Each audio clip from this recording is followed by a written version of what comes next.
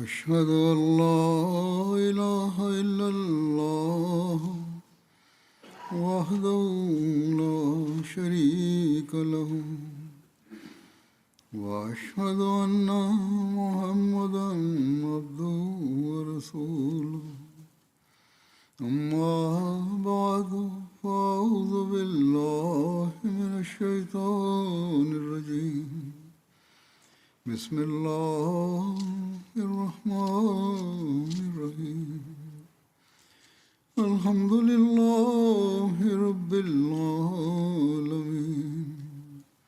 الرحمن الرحيم مالك يوم الدين إياك نعبد وإياك نستعين اهدنا الصراط المستقيم صراط الذين أنعمت عليهم غير المغضوب عليهم ولا الضالين.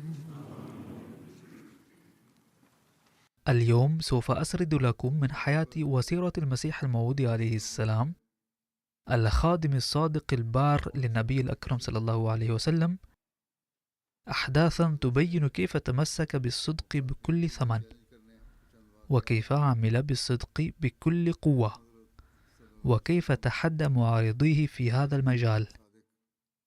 أولا أقرأ على مسامعكم رد المسيح الموعود عليه السلام على أكبر معارضيه الشيخ محمد حسين البطالوي، الذي اتهمه بأنه كافر وكذاب، وهو رد واضح وتحد عظيم، بحيث لو نظر إليه المرء بعين العدل والإنصاف لما صدق هذه التهم أبدا. أما الذين على عيونهم عصابة تعصب فلن يروا شيئا من نور، وهذا هو حال مشايخ اليوم أيضا.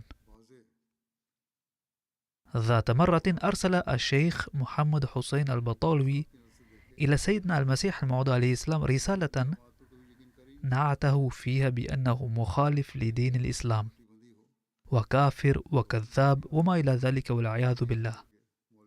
فرد عليه المسيح الموعود عليه السلام في رسالة مفصلة قال فيها: لو نظرت إلى سوانح حياتك باحث عن الحق لا تبين لك بأدلة قطعية أن الله تعالى قد حماني من رجس الكذب دائما، حتى صارت نفسي وعزتي أحيانا مهددتين بخطر شديد في المحاكم الإنجليزية، بحيث نصحني كل محام بأنه لا مناص لك من الكذب، أن كل المحامين أشاروا علي أنك لن تنجو إلا بالكذب، ولكن الله جل شأنه وفقني أن أتنازل عن نفسي وعزتي من أجل الصدق، وتحملت أحيانا في القضايا المالية خسائر فادحة في سبيل التمسك بالصدق المحض، وشهدت أحيانا على والدي وأخي خشية لله تعالى، ولكن لم أدع الصدق من يدي. لقد قضيت عمري في هذه القرية أي قاديان وفي بطالة أيضا، ولكن من ذا الذي يسعه أن يثبت أنني تفوهت بالكذب ولو مرة واحدة؟ فما دمت لم أفتري على إنسان لوجه الله فقط منذ البداية، وضحيت بمالي ونفسي مرارا في سبيل الصدق، فكيف أفتري على الله كذبا؟ وكان الشيخ بطالوي كتب أيضا في رسالته هذه للمسيح الموعود عليه السلام أن الكذب والخداع قد أصبحا وصفك اللازم كأنهما جزء من طبعك. نعوذ بالله من ذلك. والحق أن قول الشيخ بطالوي هذا كذب صريح ومحض افتراء لا دليل عنده على صحته. فكتب عليه السلام في الرد على تهمة الشيخ هذه وقال: أيها الشيخ، إن الذي يكون متقيا وابن حلال فإنه أولا لا يجرأ على اتهام أخيه بالفسق والكفر دون تحقيق كامل، وإذا اتهمه بهما فإنه يقدم عليه ثبوتا كاملا يكون كوضح النهار. فإن كنت متصفا بهذين الوصفين فأناشدك بالله القادر ذي الجلال الذي كان رسول الله صلى الله عليه وسلم أيضا يجيب إذا استحلف باسمه أن تثبت هذين الخبثين في هذا العبد الحقير كما زعمته. أعني أني أولا مخالف لدين الإسلام وكافر، وثانيا أن الكذب من طبعي وفطرتي، أي أنك تتهمني بتهمتين بأني كافر ولست مسلما. حسنا، أثبتهما الآن بالدليل والبرهان. ثم يقول المسيح الموعود عليه السلام: لقد قال النبي الأكرم صلى الله عليه وسلم: أصدقكم رؤيا أصدقكم حديثا. لقد بين النبي الأكرم صلى الله عليه وسلم في هذا الحديث أن علامة الصادق أن الصدق غالب في رؤاه وأحلامه. وقد ادعيت حالا أنك تؤمن بالنبي صلى الله عليه وسلم، فإن كنت ما قلت هذا الكلام على سبيل النفاق، بل أنت تؤمن به صلى الله عليه وسلم حقا، وتعلم أنه صلى الله عليه وسلم صادق في قوله، فتعال يختبر بعضنا بعضا بهذه الطريقة لنعرف بهذا المعيار من الصادق منا ومن الكاذب بطبعه. وكذلك قال الله جل شأنه في القرآن الكريم: لهم البشرى في الحياة الدنيا وفي الآخرة، أي أن لهم في هذه الدنيا أيضا إنعاما وهو تلقي البشارات، بمعنى أن من خصائص المؤمنين أن رؤياهم تتحقق أكثر من رؤى الآخرين. وقد ادعيت حالا أنك مؤمن بالقرآن الكريم أيضا. حسنا، تعال الآن نختبر أنفسنا على ضوء هذا المعيار القرآني أيضا، ونعرف من منا متصف بعلامة المؤمن هذه. ويمكن أن يتم هذان الاختباران كلاهما في مجلس في ببطالة أو لاهور أو أمرتسر يحضر فيه شهود رأوا تحقق رؤى الفريقين. فمن ثبت أنه أصدق الفريقين رؤيا، وذلك بأدلة قطعية يقينية، فلا بد أن يسمى خصمه كذابا أو دجالا أو كافرا أو أكفر أو ملعونا وما إلى ذلك، وأن يلبس هذا الوسام في مكانه. أما إذا كنت عاجزا عن تقديم شيء من هذه الإثباتات بحقك، فإنني أرضى، بل أؤتيك مهلة 6 أشهر لكي تنشر رؤاك المتضمنة أمورا غيبية في بعض الجرائد. أما أنا فلن أكتفي بتقديم إثباتات على ما تحقق من رؤياي فيما مضى، بل سأنشر مزيدا من رؤياي إزاءك إن شاء الله القدير. وكما أنك قد ادعيت أنك تؤمن بالقرآن الكريم وبالنبي الأكرم صلى الله عليه وسلم، كذلك فإنني أدعي أني أؤمن بكل القلب والروح بذلك النبي الحبيب صلى الله عليه وسلم وبذلك الكتاب المحبوب القرآن الكريم.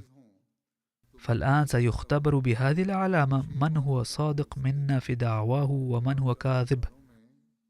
فلو أني صرت مغلوبا بحسب هذه العلامة التي قد أقرها النبي الأكرم صلى الله عليه وسلم والقرآن الكريم، فستعد صادقا وأعد كافرا ودجالا غير مؤمن وشيطانا وكذابا ومفتريا كما زعمت، وستكون كل ظنونك الفاسدة بحقي صدقا وحقا، وأكون حقا قد خدعت في كتابي البراهين الأحمدية، وأكلت أموال الناس وهضمتها بوعد مني باستجابة الدعاء كذبا، وقضيت حياتي في أكل الحرام.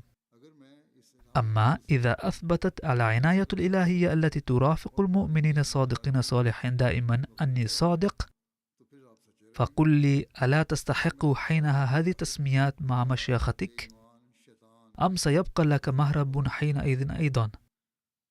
لقد آلمتني كثيرا وآذيتني إيذاء شديدا، وظللت أصبر، ولم تخش ذرة ذلك الإله القدير المطلع على خفايا باطنك، وقد أخبرني بوحيه على سبيل النبوة بحقك وحق أشياعك المتفقين معك إني مهين من أراد إهانتك. فاعلم يقينا أنه قد اقترب الوقت الذي يثبت الله تعالى فيه كذبك في جميع التهم التي ألصقتها، وسيلقي عليك كل ما يصيب المفترين والبهاتين من ذل وخزي وندامة. أيها الشيخ، إنك تدعي أنك تؤمن بالقرآن الكريم وبالنبي الأكرم صلى الله عليه وسلم، فإن كنت صادقا في هذا القول فاخرج إلى ميدان الاختبار حتى يحكم الله بيننا وبينك، ولكي يسود وجه الكاذب الدجال. ينبعث من قلبي الآن مقترح تأييدا للحق، ولا أستطيع الامتناع عن بيانه، لأنه ليس من نفسي بل هو إلقاء من ربي ويفيض بقوة، وهو: لما كنت قد وصفتني بأني كافر وأن الكذب ميزة من شيمتي، فأناشدك بالله جل شأنه أن تبارزني على الفور بحسب الطريقة المذكورة، لكي يتبين في ضوء القرآن الكريم وكلام النبي الأكرم صلى الله عليه وسلم من هو الكاذب والدجال والكافر. ثم أردف حضرته عليه السلام قائلا في السياق نفسه: إلى جانب ذلك ثم أمر آخر يهيئ الله تعالى بنفسه لكي يغدو وسيلة لاختبار الصادقين، وهو أن الإنسان يصاب أحيانا بابتلاء لا يرى فيه مخرجا ولا نجاة إلا بالكذب. عندئذ يختبر هل في سجيته الصدق أم الكذب، فقال: عند الامتحان يتبين الصدق والكذب، ويتبين هل يجري على لسانه في تلك الساعة الحرجة الصدق أم يخشى على حياته وكرامته وماله فيكذب. وقد واجه هذا العبد المتواضع عدة اختبارات من هذا القبيل، وبيانها يسبب الإطالة، لذا أكتفي ببيان 3 منها مثالا، وأقول: إذا كنت أنت أيضا قد تعرضت لاختبار صدقك لمثل هذه المواقع، فأحلفك بالله جل شأنه أن تنشرها حتما مع الإثباتات، لكي يتبين أنك لا تدعي الصدق فقط، بل لم تتخلى عن الصدق حتى في الامتحان والبلاء، ولم تكذب قط. فواجهني بنشر هذه الدعوة. فقد قدم حضرته 3 أحداث من حياته مثالا، فقال: أولا من جملتها الواقعة أنه بعد وفاة والدي حرض ميرزا عاظم بيغ اللاهوري الشركاء في ملك قاديان على رفع قضية ضدي وضد أخي المرحوم ميرزا غلام قادر في محكمة المحافظة أن لهم أيضا حق التملك، وكنت أعرف أن شركاء لا علاقة لهم بالملك، لأن ذلك كان متاعا ضعيفا وفنى في عهد السيخ، وكان والدي وحده قد رفع القضايا من أجل ذلك الملك واستعادة القرى الأخرى، وتحمل خسارة 8000 روبية تقريبا دون أن يساهم فيها الشركاء بمليم واحد. ففي تلك القضية حين دعوت الله عز وجل للانتصار تلقيت إلهاما نصه: أجيب كل دعائك إلا في شركائك، أي لن يتقبل دعاؤك هذا. فبعد تلقي هذا الإلهام جمعت الأقارب كلهم ذكورا وإناثا بمن فيهم أخي أيضا، وبعضهم ما زالوا أحياء، وقلت لهم صراحة: لا ترفعوا القضية ضد شركاء، لأن ذلك مناف لمشيئة الله، فالله عز وجل لا يريد أن نرفع القضية. ولكنهم لم يقبلوا قولي، وأخيرا واجهوا الخيبة. أما أنا فظهرت مني الاستقامة بتحمل خسارة 1000 روبيات، فقد تكبدت خسارة روبيات واستجبت لقول الله تعالى وتخليت عن القضية لأن الله نهاني عن ذلك. ويشهد على ذلك جميع أولئك الذين هم أعدائي الآن أني لم أشارك في القضية. فلما كانت أعمال متعلقة بالأرض بيد أخي، لذا قد نصحته مرة بعد أخرى، ولكنه لم يستجب لي، فواجه أخيرا الخسارة إذ فشل في القضية. وقدم حضرته مثالا ثانيا قائلا: قبل ما يقارب 15 أو 16 عاما وربما أكثر، أرسلت مقالا دفاعا عن الإسلام في مواجهة الآريين إلى مطبعة مسيحي يدعى رليارام، وكان محاميا ويقيم في أمرتسر، وكان يصدر جريدة. أرسلت المقال في طرد مفتوح الطرفين لطباعته، وأرفقت به رسالة أيضا. ولما كانت الرسالة تحتوي على كلمات توحي بتأييد الإسلام وبطلان الأديان الأخرى، وكان مني تأكيد على نشر المقال، فقد ثار ذلك المسيحي لمعارضة دينية وصادف له الهجوم الأعدائي، إذ تبين أن إرفاق رسالة منفصلة داخل الطرد كان يعد جريمة في القانون، وكنت أنا العبد المتواضع لا أعلم بذلك مطلقا. وكانت عقوبتها بموجب قانون البريد غرامة 500 روبية أو السجن 6 أشهر.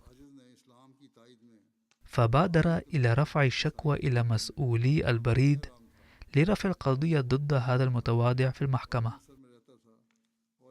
وقبل أن يصلني خبر هذه القضية، أراني الله تعالى في المنام أن المحامي رليارام أرسل إلي أفعى لتلدغني، وقليتها كالسمك وعدتها إليه. أعرف أن في ذلك كانت إشارة إلى أن في أسلوب الحكم في تلك القضية في المحكمة نظير يمكن أن يستفيد منه المحامون. باختصار، قد استدعيت إلى محكمة محافظة غورداسبور، فجميع المحامين الذين استشرتهم أشاروا علي بالإجماع أنه لا مخرج إلا بالكذب، وقالوا لي أن أصرح في الإفادة أني لم أضع الرسالة في الطرد، ولعل رليارام هو من وضعها. وأضافوا طمأنة أن بهذه الإفادة ستنسحم القضية بالشهادة، ويمكن تبرئة ساحتي بتقديم 2 أو 3 من الشهود المزورين، وإلا فإن وضع القضية صعب جدا ولا سبيل للاتقاء والخلاص. ولكنني رددت عليهم جميعا قائلا: أنا لا أريد أن أترك الصدق بأي حال، فليكن ما كان، فلن ألجأ إلى الكذب. ثم مثلت أمام القاضي الإنجليزي في المحكمة في اليوم نفسه أو في اليوم التالي، ومثل مقابل مسؤول مؤسسة البريد بصفته المدعي العام. عندها كتب القاضي إفادتي بيده، وأول ما سألني كان: هل أنت وضعت تلك الرسالة في طردك؟ وهل هذه رسالة وهذا طرد منك؟ قلت دون أدنى تردد: نعم، هذه رسالتي وطردي أنا، وأنا الذي وضعت الرسالة في الطرد وأرسلتهما، ولكني لم أفعل ذلك بسوء النية لإلحاق خسارة برسوم الحكومة، أي لم أفعل ذلك لإلحاق خسارة بالحكومة لكي أوفر ثمن طابع، بل لم أرى مضمون رسالة مختلفا عن مضمون المقال، إذ لم يكن فيها أمر شخصي، لم يكتب أي شيء شخصي. فبسماع هذا الكلام أمال الله تعالى قلب الحاكم الإنجليزي لصالحه. كان ذلك الحاكم إنجليزيا، وقد صرخ ضدي المسؤول في دائرة البريد كثيرا، وأثار ضجة كبيرة، وألقى خطابات طويلة باللغة الإنجليزية التي لم أفهم منها شيئا، إلا أن الحاكم الإنجليزي ظل يرفض كلامه بعد كل خطاب قائلا: نو نو. وحين أخرج المدعي كل ما كان في جعبته وجل أدلته، توجه الحاكم إلى كتابة الحكم، ولم يكتب إلا سطرا واحدا أو سطرا ونصف سطر بالكاد، حتى قال لي: حسنا، أسمح لك بالانصراف. عندها خرجت من المحكمة وشكرت المحسن المحققي، يعني الله تعالى، الذي أكرمني بالفتح مقابل المسؤول الإنجليزي. كان المدعي الذي رفع القضية إنجليزيا ومسؤولا لمكتب البريد، وإنني أعلم يقينا أن الله تعالى نجاني من ذلك البلاء ببركة الصدق فقط. وكنت قد رأيت في رؤيا من قبل بأن شخصا حرك يده لإزالة غطاء رأسي، فقلت له: ما الذي أنت فاعله؟ عندها ترك الغطاء على رأسي وقال: لا بأس لا بأس. ثم قال حضرته عليه السلام وهو يضرب مثالا ثالثا، ومن جملتها مثال آخر أن ابني سلطان أحمد رفع قضية ضد هندوسي مدعيا أنه بنى بيتا على أرضنا وطلب أن يهدم البيت، وكان الادعاء يتضمن أمرا يخالف الواقع، وكان إثباته من شأنه أن يؤدي إلى إبطال القضية. وفي هذه الحالة لن تلحق خسارة الأرض والقضية كلها بسلطان أحمد وحده، بل كنت أنا أيضا سأخسر حق الملكية. فوجد الخصوم فرصة سانحة وسجلوا اسمي شاهدا في القضية، وقالوا نجعل هذا الرجل شاهدا وسنقبل ما يقول. فسافرت إلى مدينة بطالة ونزلت في بيت السيد باب فتح الدين نائب مدير مكتب البريد الكائن بقرب مديرية بطالة، وكانت القضية معروضة على قاض هندوسي لم أعد أذكر اسمه غير أنه كان أعرج. عندها جاءني المحامي الذي وكله سلطان أحمد وقال: لقد حان المثول أمام المحكمة، وبماذا ستدلي عند المثول؟ قلت: سأقول ما هو الصدق والحق. فقال: إذن لا داعي لمثولك أصلا، فأنا ذاهب لأسحب القضية. فأفسدت القضية بنفسي تمسكا بالصدق فقط، وآثرت قول الصدق ابتغاء لمرضاة الله، واستخففت بالخسارة المالية. وهذان المثالان الأخيران أيضا ليس بغير دليل، بل يشهد على أولهما الشيخ علي أحمد المحامي في غورداسبور،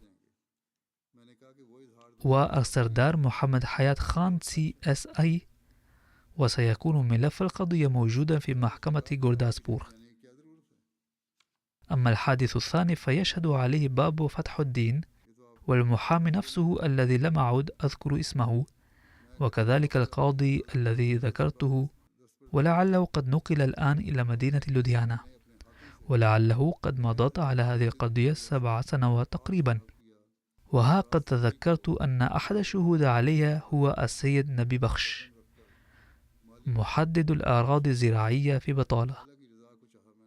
يقول حضرته مخاطبا الشيخ: فيا أيها الشيخ، إذا كان عندك أيضا مثال على أنك ابتليت على هذا المستوى ورأيت فيه أن حياتك وكرامتك ومالك في خطر في حال قولك الصدق، ولكنك لم تترك الحق، فأت بذلك الحادث بالله عليك مع ذكر دليل قاطع عليه، وإلا فإنني أعتقد أنه ليس في جعبة معظم المشايخ في العصر الحاضر إلا الأقوال فقط، وإنما هم مستعدون ليبيعوا إيمانهم مقابل مليم واحد، لأن نبينا الأكرم صلى الله عليه وسلم قد وصف علماء الزمن الأخير بأنهم شر من تحت أديم السماء.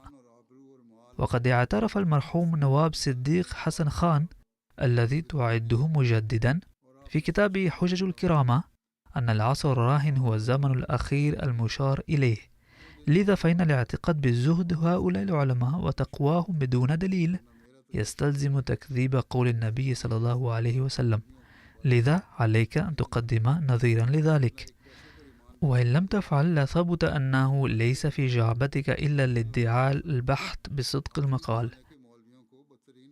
والمعلوم أن مجرد الادعاء لا يقبل بغير دليل. الله أعلم بخفايا أمورك، وفيما إذا لوثت نفسك بنجاسة الكذب والافتراء مرة أو لا، أي لا أعلم أنا، والله يعلم لأنه عالم الغيب، أو يعلمه المطلعون على أحوالك.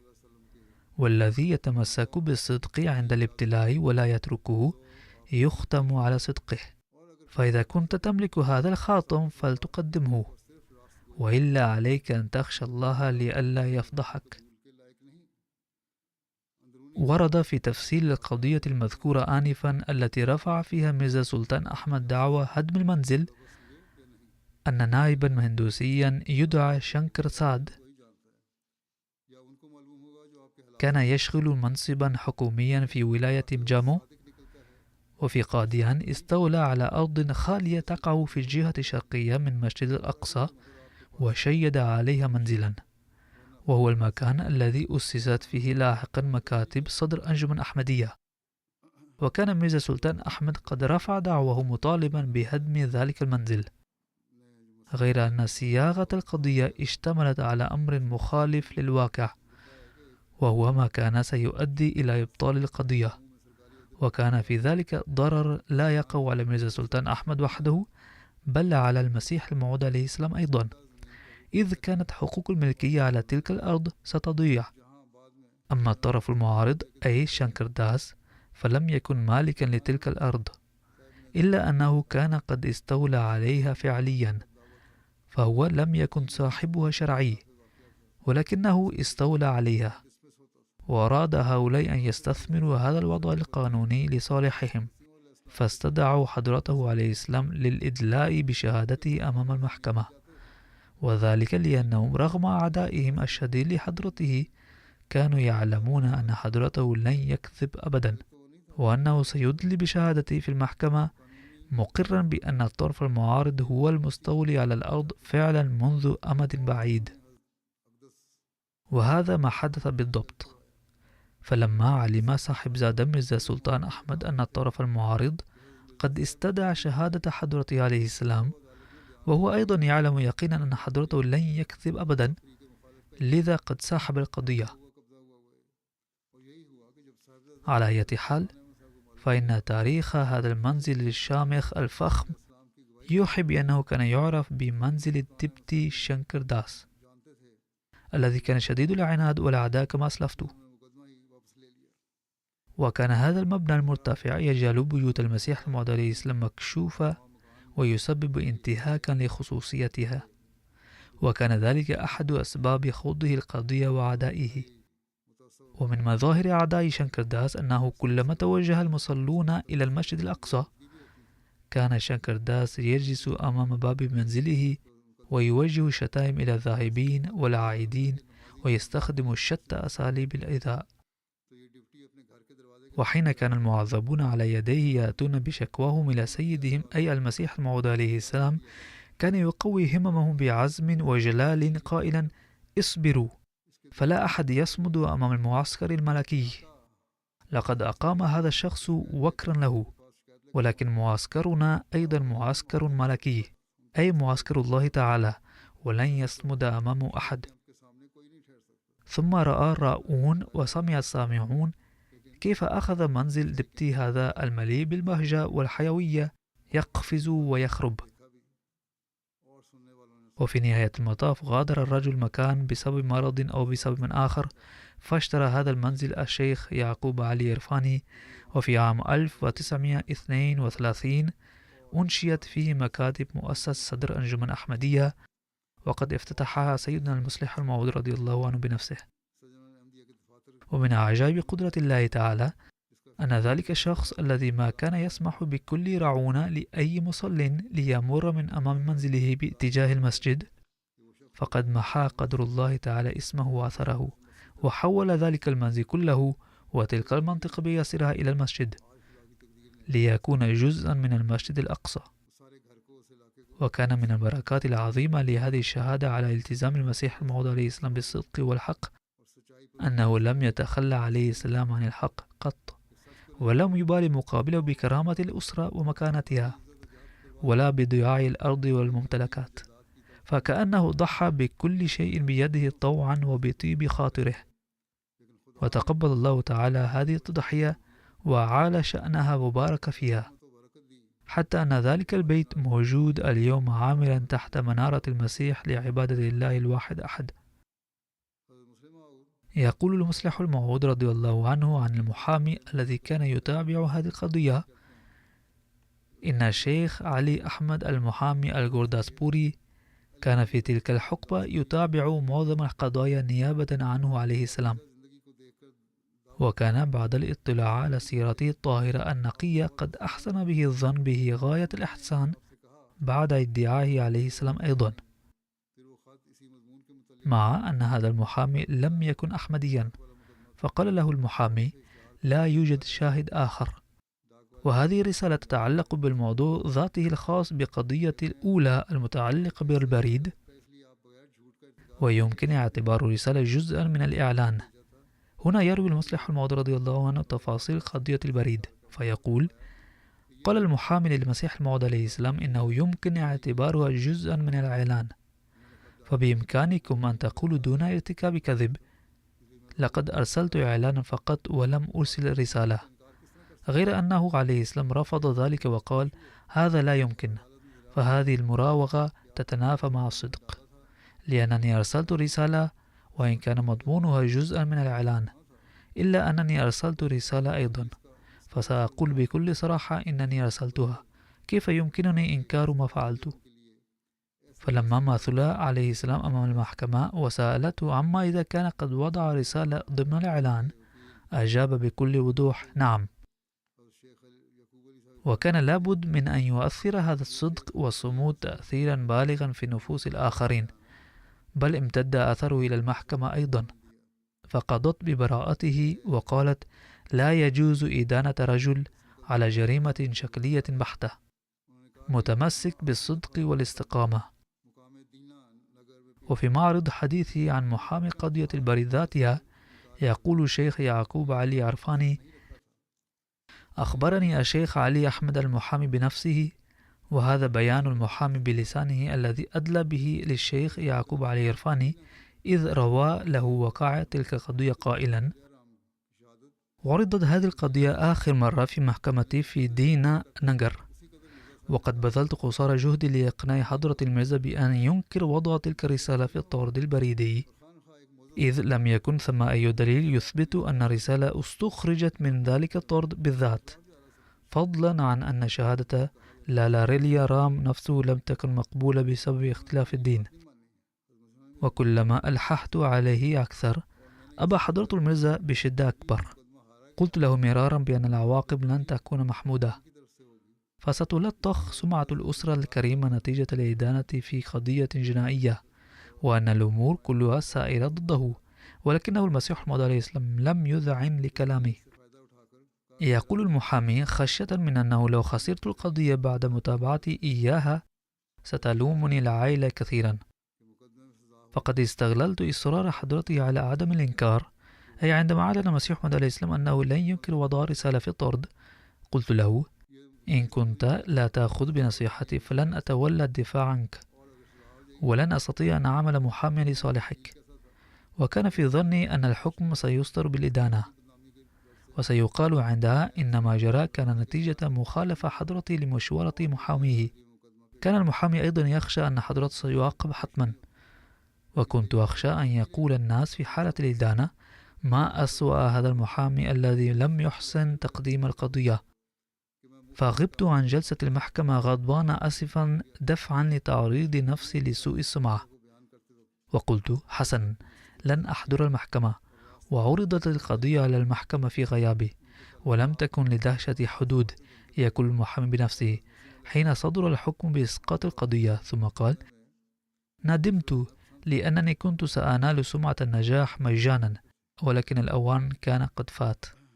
كلما روى الشيخ علي أحمد هذه القصة كان يشيد بثبات المسيح الموعود عليه السلام وصموده إشادة بالغة لا حدود لها، وظل على علاقة بهذه العائلة حتى آخر نفس من حياته. وكان المسيح الموعود عليه السلام أيضا يحرص على استشارته في كل قضية ويحترمه.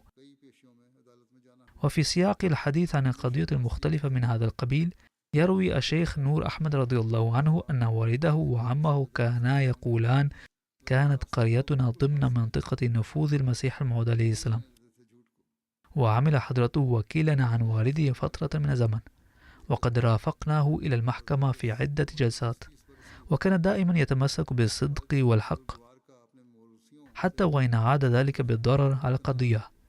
باختصار، لم يكن المسيح الموعود عليه السلام يفرط في الصدق أدنى تفريط، ولم يقترب من الكذب قط. السيد مياه الله يروي أنه في إحدى المرات عندما كان عمر المسيح الموعود عليه السلام نحو 25 إلى 30 سنة، نشأ نزاع بين والده الكريم وبعض المزارعين بسبب قطع الأشجار، وكان رأي والدي المحترم أن الأشجار بحكم ملكيتهم للأرض تعد ملكا لهم أيضا. لذلك أقام دعوة على الورثة وأرسل حضرته إلى غورداسبور لمتابعة القضية، وكان معه شاهدان.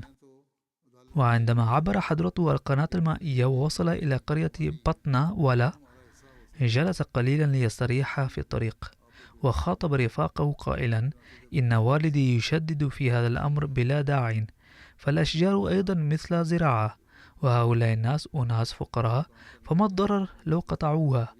على كل حال لا أستطيع أن أقول في المحكمة إنها ملك لنا بالكامل. نعم، قد يكون لنا فيها نصيب. وكان للمزارعين أيضا ثقة كبيرة به. فلما سأل القاضي الورثة عن حقيقة الأمر، وكانوا من الفلاحين الذين يعملون لديهم منذ أجيال، أجابوا دون تردد: اسألوا ميرزا صاحب نفسه، أي أنهم قالوا: لسنا بحاجة إلى الشهادة، فاسألوه هو، لأننا نعلم أنه لن يكذب. فسأل القاضي حضرته فقال: في نظري الأشجار مثل زراعة، كما أن لنا نصيبا في الزراعة فكذلك لنا نصيب في الأشجار. وعلى هذا البيان حكم القاضي لصالح الورثة. وبعد ذلك عندما عاد حضرته إلى قاديان، سأل السيد ميرزا غلام مرتضى أحد مرافقيه عن نتيجة القضية، فقال: كنت خارجا وقد دخل حضرته فاسألوه هو. فاستدعي حضرته وذكر القصة كاملة دون زيادة أو نقصان. فلما سمع والده ذلك غضب غضبا شديدا وسخط عليه كثيرا. على أي حال، فقد عرضت بعض هذه الوقائع المتعلقة بصدق المسيح الموعود عليه السلام، وقد أطلت في ذكر واقعة واحدة بسبب اتهام وجهه أحد المولويين بطريقة غير صحيحة. وعلى أي حال، قدم حضرته الصدق دائما، ولم يقترب من الكذب أبدا، وكان يوصي أتباعه كذلك بالثبات على الصدق دائما، بل إن من شروط البيع أيضا أن نكره الكذب ونبقى قائمين على الصدق. فواجبنا إذن أن نجعل هذه الصفة، صفة الصدق، علامة مميزة لنا. نسأل الله تعالى أن يوفقنا لذلك.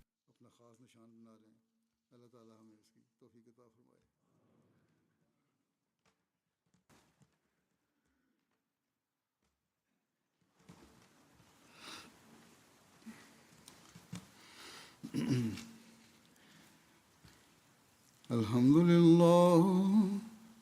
لله نحمده ونستعينه ونستغفره ونؤمن به ونتوكل عليه ونعوذ بالله من شرور أنفسنا ومن سيئات أعمالنا. من يهده الله فلا مضل له ومن يضلل فلا هادي له. ونشهد أن لا إله إلا الله ونشهد أن محمدا عبده ورسوله. عباد الله رحمكم الله، إن الله يأمر بالعدل والإحسان وإيتاء ذي القربى وينهى عن الفحشاء والمنكر والبغي يعظكم لعلكم تذكرون. اذكروا الله يذكركم وادعوه يستجب لكم ولذكر الله أكبر.